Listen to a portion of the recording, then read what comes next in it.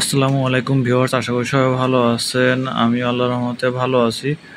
তা আমাদের যে ষাঁড়টা আছে, ষাঁড়টার ডাকনাম হচ্ছে কালু, আমরা রাখছি। তো ওর জন্য কিছু নেপিয়ার ঘাস নিয়ে আসছি। আমার পিছনে একটা জমি আছে, এখানে জমিতে এমনি নিচে পানি প্রচুর, তারপর আমি উপর থেকে কিছু কিছু ঘাস কেটে আনছি। কারণ কালুকে দেওয়ার কারণ হচ্ছে কি, আব্বা যে ফসলের জমি থেকে যে ঘাসগুলো নিয়ে আসে ওগুলো আসলে কালু ওইভাবে খায় না।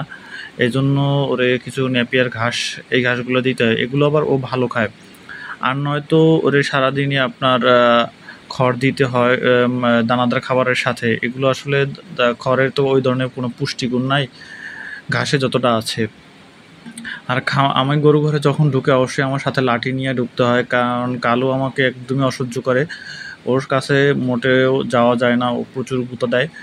আর একটা সমস্যা হচ্ছে কি, যখন আমি ওরে গোসল করাই তখনও আমাকে কিছু বলে না।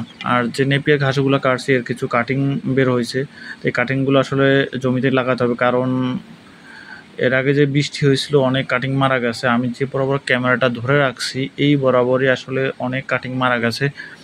এই জন্য আমি কিছু কিছু জায়গায় যেগুলো ফাঁকা জায়গা এগুলো লাগাই দিতেছি। দেখি যে কাটিং আনছি সেগুলো আমার হয় কি না, যেহেতু জায়গা অনেক এবং অনেকগুলো কাটিংই মারা গেছে। এই পাশটা দিয়ে কাটিং মারা গেছে বেশি। এবং আপনার মাটি একদম ওই রকম শুকায় যায় না, নরম আছে। আমি যেহেতু দাঁড়াইলে দেখেন ডেবে যাচ্ছে। তা এই মুহূর্তে কাটিংগুলো লাগাচ্ছি এবং আবহাওয়াও খারাপ। আল্লাহর মতো বৃষ্টি হইলে আরও ভালো হবে, কারণ দুদিন আগে সার দেওয়া হয়েছে। তার সারের প্রয়োগটা ভালো কাজ করবে।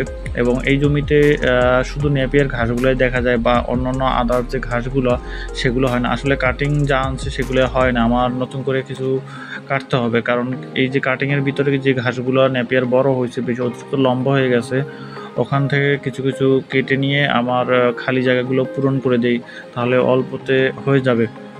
আমি ওইভাবে বেশিও কাটবো না, অল্প কিছু কেটে অল্পতে লাগাই দিতেছি।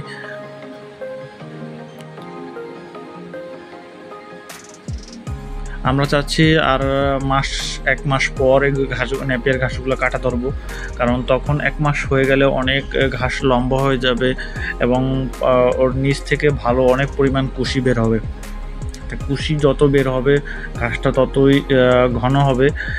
এবং আমি যথেষ্ট চেষ্টা করছি ঘাসগুলো একটু গ্যাপ গ্যাপ দিয়ে লাগানোর, যাতে কুশি ওর নিচ থেকে বেশি বের হয় এবং নেপিয়ার ঘাসগুলো মোটা তাজা হয়।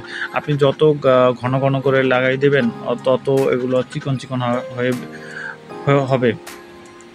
এবং আমরা যে হলস্টাইন ফ্রিজিয়ান এবং জার্সি ক্রস গরুটা কিনছি, এটা কেনার সময় অনেক সমস্যার সম্মুখীন হতে হয়েছে, কারণ আমরা এর আগে প্রথমে আপনার দেশি গাভী গরু পালন করছি এবং ফ্রিজিয়ান গরু তো কখনো পালি নাই।